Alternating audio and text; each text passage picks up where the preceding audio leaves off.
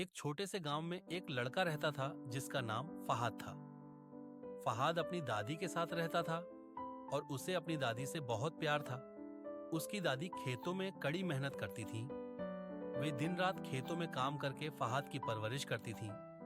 फहाद, जो केवल 5 साल का था, अपनी दादी को इतनी मेहनत करते हुए देखकर बहुत दुखी हो जाता था। एक दिन उसने अपनी दादी से पूछा, दादी, आप इतनी मेहनत क्यों करती हो? दादी मुस्कुराते हुए बोली, बेटा, मेहनत और ईमानदारी से किए गए काम का फल हमेशा मीठा होता है। ये फल हमें जिंदगी में जरूर मिलता है। दादी की बातें सुनकर फहाद बहुत भावुक हो गया।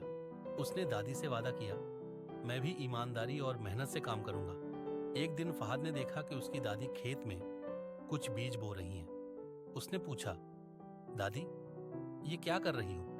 दादी ने जवाब दिया, बेटा, ये पेड़ के बीज हैं। जब ये बड़े होंगे तो हमें छांव, फल और खुशियां देंगे। फहाद ने मासूमियत से पूछा, इतने छोटे छोटे बीज से इतने बड़े पेड़ कैसे उग सकते हैं? दादी ने प्यार से समझाया, अगर तुम इनकी सही से देखभाल करो तो ये बड़े होकर हमें बहुत कुछ देंगे। फहाद ने जिद की, मैं भी एक बीज लगाऊंगा। दादी ने उसे एक बीज दिया और कहा, इसकी अच्छे से देखभाल करना और रोज पानी देना। ये तुम्हें बड़े होकर फल देगा। फहाद ने वो बीज लगाया। कुछ दिनों बाद उसमें से एक छोटा सा पौधा निकला। फहाद बहुत खुश हुआ।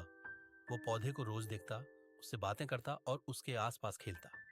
एक रात तेज आंधी और तूफान आया। फहाद खिड़की से बाहर देख रहा था। उसने सोचा, मेरा पौधा तूफान में न टूट जाए। वो पौधे के पास गया और देखा कि उसका पौधा अजीब सी रोशनी में चमक रहा था। फहाद ने हैरानी से उसे छुआ और तभी पौधा बोलने लगा, धन्यवाद फहाद, तुमने मुझे जीवन दिया।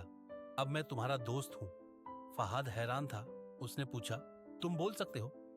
पौधा बोला, हाँ, और मैं तुम्हारी मदद भी कर सकता हूं। फहाद खुशी से पौधे को गले लगा लिया।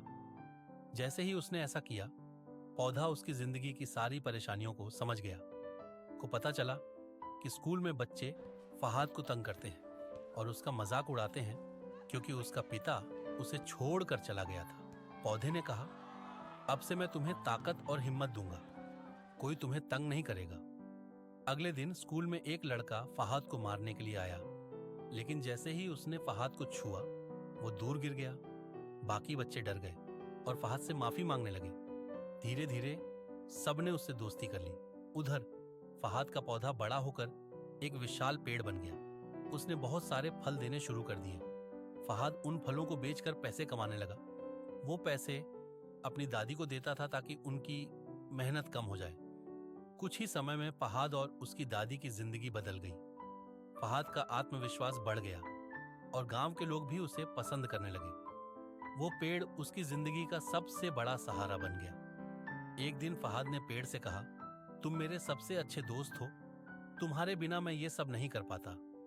पेड़ मुस्कुराकर बोला, तुमने मुझे जीवन दिया और मैंने तुम्हें खुशियां दी। यही तो सच्ची दोस्ती है।